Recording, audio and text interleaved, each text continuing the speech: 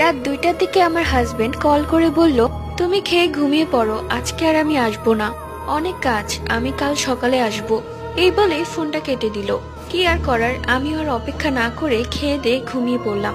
কিছুক্ষণ বাদে কলিং বেলটা বেজে উঠলো। দরজা খুলে দেখি আমার স্বামী দাঁড়িয়ে আছে, কিন্তু তার চোখ দুটো অস্বাভাবিক লাল।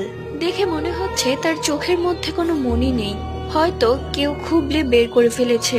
এর মধ্যে তোমরা কমেন্ট করে জানাও কে কোন ক্লাসে পড়ো। যদি তোমাদের ক্লাসের সাথে অন্য কারো ক্লাস মিলে যায় তাহলেই ফ্রেন্ডশিপ। দরজা খোলার পর সে কোনো কথা না বলে সোজা রান্নাঘরে চলে গেল।